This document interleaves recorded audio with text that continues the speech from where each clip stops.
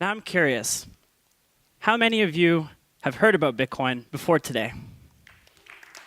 Wow. All right, put your hands down. How many of you have Bitcoins? All right, very nice. A couple of years ago, there probably would have been only a couple of you. So this is really cool. I'm excited to get to talk to you about Bitcoin today. Now, when I first heard about Bitcoin, I didn't quite get it. But I was curious, so I tried to learn more. And the more I read, and the more I spoke about it, and spoke to people about it, the more excited I became about the potential of what it could enable people to do. And that's why, about a year ago, I decided to give up on everything that I was doing and start working full-time on several Bitcoin projects. I was really excited to do this, but those around me were a little bit less enthusiastic. My parents were worried that I was getting sucked into a Ponzi scheme. My friends, they warned me not to take this magic internet money too seriously. And I can understand these concerns. I mean, there are a lot of misconceptions about Bitcoin. So just to clear a couple of things up right at the beginning, Bitcoin is not a company or an organization. It doesn't have a CEO and it doesn't have any employees. It cannot go bankrupt. It's simply an open source software that allows people to transfer money over the internet. If you want to get some Bitcoins, all you need to do is accept it as a method of payment for goods or services, or you can always go buy some on a Bitcoin exchange, which works kind of like the stock market. Now, Bitcoin has grown a lot in the past year. In fact, over $50 million a day is transacted on the Bitcoin network. Upwards of 50,000 merchants accept it as a method of payment, and inspirational people like Bill Gates and Al Gore and Ben Bernanke have all praised its merits and its potential. But Bitcoin can seem quite complicating and daunting at first. And the reality is, if you really want to be able to understand how it works and to appreciate Bitcoin on a technical level, you need a PhD in mathematics or cryptography, and that would take a lot of time. But the reality is, we use a lot of technology every day that we don't fully understand how it works. Our smartphones, our computers, the internet. And the fact is, Bitcoin is the same way. There's a bigger picture here that goes beyond its price or its inner workings. Bitcoin is the idea that we can take back power and control of our money, and that we can transact in a better way. Now, simply put, Bitcoin is two things. It's a digital currency and an international payment network where this digital currency can be transferred. And I know what you're thinking. We already have currencies and we already have payment networks. So what's the big deal? Well, in fact, we also already have digital currencies. If you consider the fact that only 11% of all US dollars exist in physical printed form, and the rest are simply digital balances in bank accounts, which is very similar to Bitcoin, actually. So before we look at why Bitcoin is different from what we have and what its benefits are, it's important to understand the current systems that we use today. Currencies are managed by central banks and governments. We trust that these entities will protect the value of our currencies, and that's why the $20 bill you have in your pocket isn't really worth $20. The plastic that it's printed on isn't worth much at all. But we trust the government that backs it. And we trust them and give them the power to manage this currency and fight against inflation by, well, giving them the ability to print as much as they want. And we hope that they won't print too much. As for payment networks, we rely on centralized institutions like banks and other financial companies like credit card processors. We trust them with our personal data, and we trust that they'll initiate our transactions and process them on time. And I've used the word trust a lot, and the fact is, we give them a lot of trust, blind trust, and we give these central entities a lot of power as well. And the fact is, times are changing today. While we're giving all of these entities blind trust, the reality is only 14% of people in the United States, at least, really, truly have great trust in their governments. And even less people have great trust in financial institutions. But again, they're controlling our money. they're printing it, they're transacting it. This is a problem. Around the world, governments have breached this trust. In fact, in some countries, they've been hit with hyperinflation, upwards of 12,000% per year in Argentina and millions of percentage points. It's unfathomable. But imagine waking up one morning and a loaf of bread goes from costing $3 to $100 billion. This is the reality in places like Zimbabwe, where their currency is so volatile only because the governments are poorly managing their money supply and printing money as they please. But it's not only governments that have breached our trust, it's also banks that have breached our trust as well. We think back to the 2008 financial crisis, where banks who we trusted to secure and safeguard our money took very risky chances with it and actually lost a lot of money. And people lost their retirement savings. People lost their homes. And a lot of these banks weren't held accountable. Instead, they were given more money by the government. They were bailed out. But worse, it's not just the banks. Even our credit card companies let us down time and time again. It seems like every week there's a news story about tens of millions of people's personal information that's just been stolen and used for fraudulent purposes. So while in theory, having a currency managed by a central entity like a bank or government and having payment networks that are overseen by all of these financial institutions, well, in reality, they're taking advantage of the power that they have, and we're the ones that have to pay the price. But when we think about money, money is very important. It's almost all we think about. That's why we go to school, most of us. That's why we go to work. We need to pay for things. But we have very little control over our money, as we can see, the way it's created, the way that it's transacted.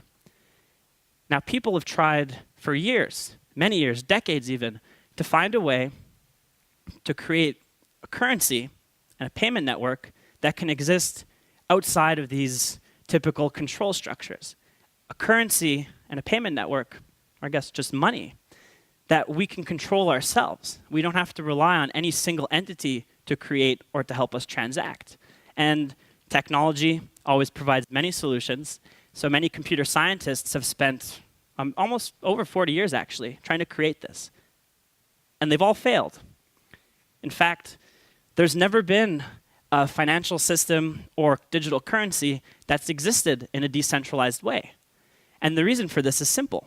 The reason we trust governments and we give them the power to create our money is because, well, if they didn't do it, who would? Where would this money come from? If we didn't have financial institutions to process all of our payments and banks to store our funds, well, who would do it? We need to trust these people to verify things and to create money.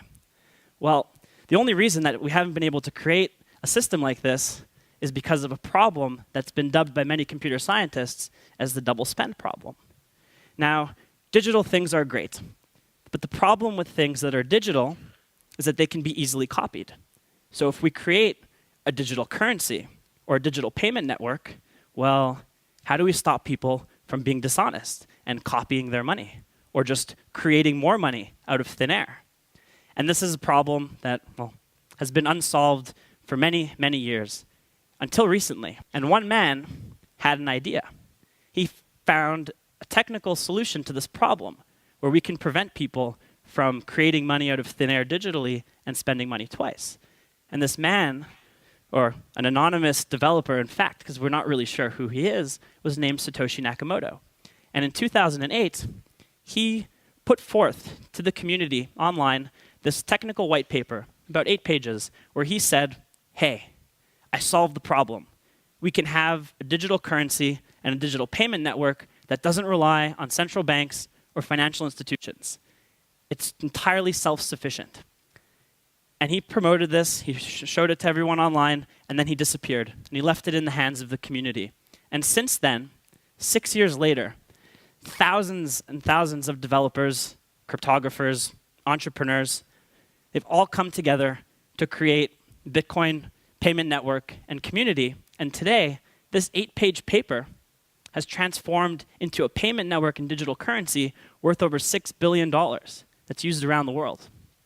And how he did this is the coolest part. Now, traditional structures that we have today are centralized. That means all of our money is stored in a central location. And we tell the banks, hey, we need you to record all of the transactions that we perform in one central spot, and we'll pay you fees to do it, and we're going to trust that you're going to make sure that all of the records are accurate, and you'll process all the transactions. What Satoshi Nakamoto said is, no, this is not good. We need a better way. Wouldn't it be nice if we can all do this together?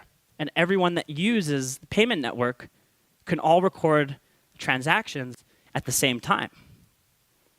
Having a decentralized network has many benefits, not just the fact that we don't need to trust centralized institutions, but there's actually much more to it than that. With a decentralized network, we can prevent people from spending money twice, because you can't fool an entire network of users and computers who are validating all of these transactions. But it's more than that, because now anyone who contributes computing power and resources to support this network, this peer-to-peer network that's open to anybody who wants to contribute, well, that means that we have a fixed supply of money. You can't print bitcoins if you need more. They're generated every 10 minutes at a fixed and predetermined rate. We fight inflation by design using the laws of mathematics and not politics. But it's also more than that. Bitcoin also gives us an international payment network that's fast and cheap. Bitcoin does what payment processing companies charge billions of dollars a year to do, but it does it more efficiently and cheaper. In fact, all the Bitcoin network needs to operate is the internet and people that want to use it. It can exist entirely outside of the infrastructures of law and finance, which is important in areas that have political instability. Recently, in Ukraine, well, there's been a lot of political instability.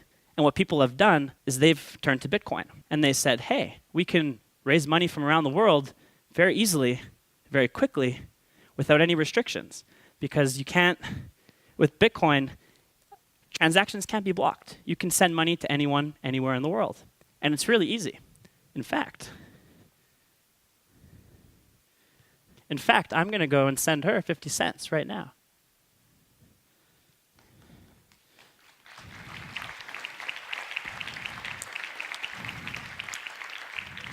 And it's done. I just sent 50 cents to Ukraine, and I paid 5 cents in fees. It was near instant. You can't send a PayPal transaction to Ukraine. You can't send money there very easily at all, but we just did. Now, what can Bitcoin do to help us today? How can it change the way that things work in a really practical sense? Let's look at identity theft. This is a problem that's very large around the world. Annually, $21 billion are lost by businesses, and 1 in 10 people will be affected. The most common way of getting your identity stolen is by having your credit card information stolen from a database or your banking information. Now, how many of you have downloaded a digital product in the last year, an app, a song, a movie? You all had to pay with a credit card, but you didn't receive anything physical. There's no reason for you to provide your name, your address. You're just downloading something. But the way that credit cards were designed to work, way back in the 1950s, way before the internet was invented, was this way. So we're stuck using it and putting our information at risk. With Bitcoin, well, you don't need information like your address to buy digital products. You can just click and purchase them, which makes life a lot easier, but safer. And it's the same thing for bank transactions. If you want to send a wire transfer, this is all the information that you need. It's very invasive for yourself, but also for the person you're sending money to. With Bitcoin, this is all that you need to send a transaction. So again, it's secure by design. It's safe because it doesn't require you to trust your information. It doesn't take it in the first place. Another great thing about the technology, as we just saw when I sent 50 cents to Ukraine, is that, well, the network doesn't care how much money you're sending or where you're sending it to. It doesn't charge you more for doing that. So if you want to read an article on the internet, why subscribe for a 3-month subscription? Why not just pay a couple of cents to read the article? Well, credit card fees would be very extreme and it wouldn't make it worth it, but with Bitcoin you can. And the Chicago Sun-Times has actually started accepting Bitcoin payments for articles. But what's cooler, with microtransactions such as this, are the other implications that it can have. Think about going on Facebook. You like a post. someone posted something and you think it's cool. A like is pretty useless. I mean, it's gratifying, but doesn't give you anything tangible. Imagine you can tip someone on the internet a few cents. Hey, that was funny. I like that picture. I'm going to give you 25 cents. It's possible with Bitcoin, and it's very easy. You just click a button. So microtransactions are great. But this is all really first world problems. It's cool, but what else can it do? What else can it help us achieve? International remittances and payments are the lifeblood for many people in many countries. But unlike the Bitcoin network, payment processors do care where you send money to and how much you send, and they discriminate with that. And it actually costs more to send money to a poorer country. The average in sub-Saharan Africa is 12%. The highest extent, it could go up to 25%. Africa itself, as a continent, on an annual basis, loses $1.8 billion in excess fees. Imagine if people sending money to Africa didn't have to pay such extreme fees, what this extra money could do to help local economies and help people in their everyday lives. Goldman Sachs has estimated that if Bitcoin is used for all types of international transactions, not just to Africa, but around the world, it could introduce savings in fees of almost or even over $100 billion just in fees that are saved by using a more efficient network than what we have today. Now, this financial network that Bitcoin has created is very useful and very fast and very cheap, but it's also very inclusive. And there's a big problem in the world today. We're looking at high fees and we feel like we're getting ripped off, but there's some people who would be happy to get ripped off by payment processing companies and banks just to have access to a financial system. Because the reality is, there's a lot of people that don't have any access to any financial systems whatsoever. A lot. Well, there is some good news in this circumstance. They may not have access to a financial institution, but they do have access to telephones. And with Bitcoin, they can have a bank in their pocket by connecting to an international payment network that's free to use, cheap to send money with, and easy to access. There's a lot of projects going on right now to help bring this payment functionality to cell phones in Africa and around the world, and they're making great progress. So to conclude, I have to ask, why does Bitcoin matter? And simply put, it matters because it allows us to transact freely. We can send money to whoever we want, wherever they are, with no restrictions. It cannot be blocked.